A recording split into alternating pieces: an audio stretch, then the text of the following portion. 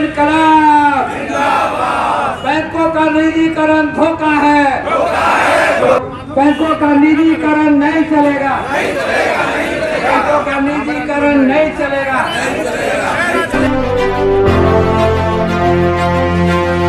बैंकों का निजीकरण नहीं चलेगा, नहीं चलेगा, नहीं चलेगा। बैंकों का निजीकरण नहीं चलेगा, नहीं चलेगा, नहीं चलेगा। हमसे जो टकराएगा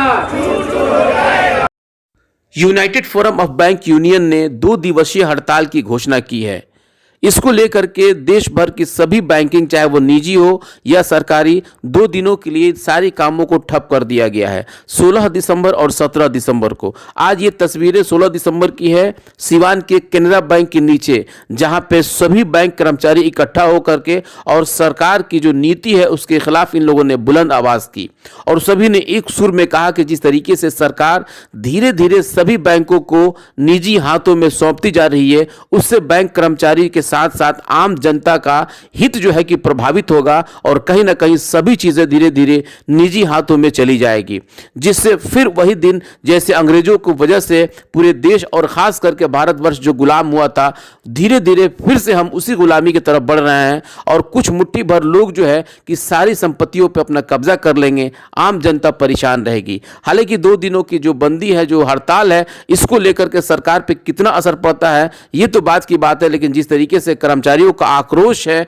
और ये आक्रोश जो है कि 16 और 17 को जो देखने को मिलेगा, ये जो है कि बहुत महत्वपूर्ण है, जिस तरीके से सभी कार्य को ठप कर दिया गया है। बैंक यूनियन के कई ऐसे कर्मचारी थे जिन लोगों ने यस 24 न्यूज से क्या कुछ कहा और किस तरीके से कहा, आइए सुनते हैं और देखते हैं। बैंक के निजीकरण के खिलाफ ये जो सेशन चल रहा है अभी, इसमें सरकार एक बिल लाने वाली है कि बैंकों का निजीकरण होना चाहिए।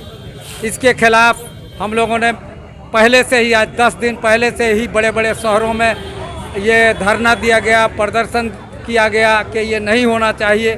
फिर भी आखिरी दौर में कल ये कि सरकार चीफ लेबर कमिश्नर के सामने नेगोशिएशन था, उसमें सरकार पीछे हटने की बात नहीं कर रही है।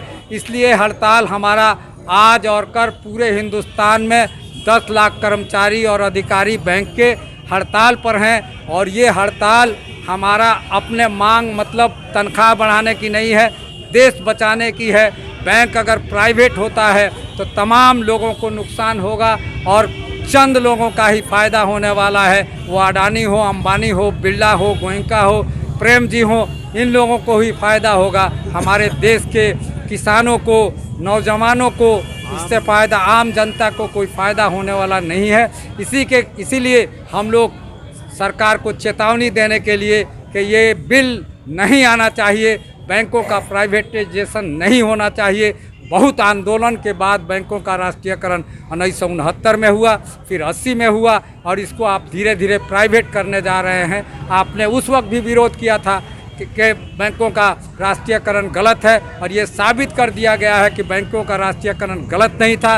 बैंकों का राष्ट्रीयकरण हुआ तो देश आगे बढ़ा है, हरित क्रांति देश के अंदर आई है, लोगों की सुविधाएं बढ़ी हैं। जो 8000 बैंक ब्रांच से आज 1,20,000 बैंक ब्रांचेज हैं पूरे हिंदुस्तान के अंदर, छोटे छोटे शहरों में, चौराहों पर भी, जिससे तमाम लोग फ़ायदा उठा रहे हैं। अगर ये होता है तो छोटे छोटे जो 35,000 से ज़्यादा ग्रामीण क्षेत्र में बैंक हैं, वो तमाम बैंक बंद हो जाएंगे और हमारे लोगों को असुविधा भोगना पड़ेगा। इसी के खिलाफ हमारा ये आज का हड़ताल है।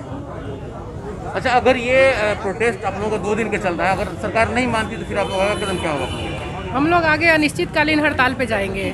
ठीक है, ये निजीकरण किसी के लिए सही नहीं है, ना हम बैंक कर्मियों के लिए, ना ही पब्लिक के लिए। हमारे यहाँ तो ऐसे ऐसे पब्लिक है जो 0 बैलेंस पे खाता चलाते हैं और उनकी कमाई जो है 400 रुपया है। वृद्धा पेंशन 400 रुपया, विधवा पेंशन 400 रुपया। बताइए, मंथली जिसका 400 रुपया ही अकाउंट में आ रहा है वो कैसे मेंटेन करेंगे 1000 और 2000 रुपया? और हम 0 बैलेंस पे खाते खोलते हैं, प्राइवेट बैंक नहीं खोलते हैं। इसलिए निजीकरण नहीं होना चाहिए, निजीकरण जनहित के खिलाफ है। जी, आपका नाम? माधवी कुमारी, बैंक ऑफ इंडिया।